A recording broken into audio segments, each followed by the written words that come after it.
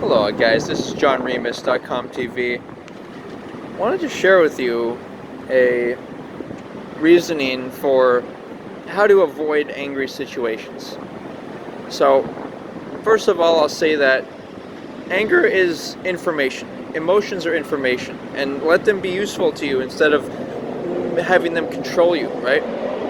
So, there's two types of anger. One of them is an immediate reaction to a situation. Maybe you're friendly and a person's unfriendly towards you, they're rude, okay, and this is in your live environment. So the reaction to that should be to seek and find space and then communicate through maybe text or email if needed with the person instead of on the phone or in person where the drama might ensue. And you have another anger that's and by the way, you also may need to engage in fight or flight or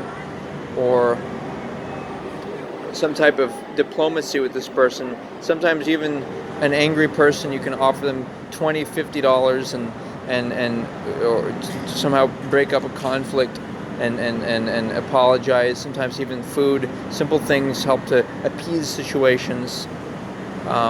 Say you don't think you're better than a person. Say, you think you're equal. Stuff like that. It just help. It can help. Sometimes it's better to avoid because both parties may be choosing to be fighting and so on. But then you may not be in a safe position to do so. You might try to help someone out in a fight, and they might attack you, or they might attack your family. So all things considered, we have another type of anger, and that is personal, like resentment that you have mentally you're dealing with. And the way to transcend that is to look at who you're angry at in your head. You're thinking about something, right? Maybe even yourself, and you're angry at. And in order to go beyond anger of yourself, just focus on what you want to do. Focus. Just be able to switch. It's about being able to make that transition, and also to do something that feels good. Don't try to force yourself to be happy. Just do something you know that you enjoy. And another thing for immediate anger, the first part, half of anger, is sometimes it's about mood and it's about your style. You want to dress defensively, dress seriously, like you're going to work or prepared for combat or fight or flight.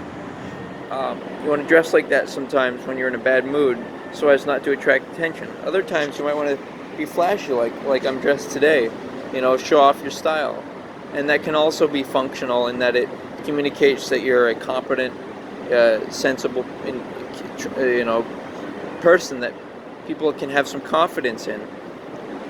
But then you have another anger, which I was describing, is this mental resentment, and that usually is to deal with, let's say you're upset at your boss at work. First of all, the term boss is, I believe, a generic form of authority term and is not specific enough. I like to use terms like coworker, supervisor, laborer, assistant, however you describe the people you deal with, right? They're just professional friend, quote unquote. These are not people that you need to impress or change or want to make them agree with you on things. Just that they're professional and can be competent to do a job. And you might not like working with this person, but guess what? Use your reasoning. Either work with them or don't work with them because you have a better opportunity. But don't compromise an opportunity. Sometimes you need to be tolerant of someone, or just avoid trying to say, oh, you're being rude. Just go with it until you have a better opportunity. This goes in a lot of life situations, right? Say a spouse with children can't afford to leave because her husband, because she doesn't have financial stability to look out for the kids. Different situations where you've got to be tolerant for a period of time. And then you have other relationships. You might in your head be thinking you're angry at a father, grandfather, uncle, and all these relationships I described as being not really good ones, in the sense that it's better to call people your friend or dream team. Or, these are all words I use, right? And it's better for everyone, because what happens is you get angry. You feel like someone's trying to dominate you, or you even can be aggressive towards yourself, because subconsciously you're thinking that, oh, this person's your authority, and you don't like your life because you don't like them. So it creates psychological drama and a mental impedance that you want to transcend. And the way to do that is through how you describe people. Someone you might be upset at, maybe describe them as a stranger or a threat, someone to avoid, someone to disassociate with. Maybe someone you think you love, and it's really a lust that's controlling you and affecting you, and just categorize that person. It's somebody as of many people who I'm physically attracted to, but not mentally, and not in dreams. In terms of dreams, I'm not attracted to them.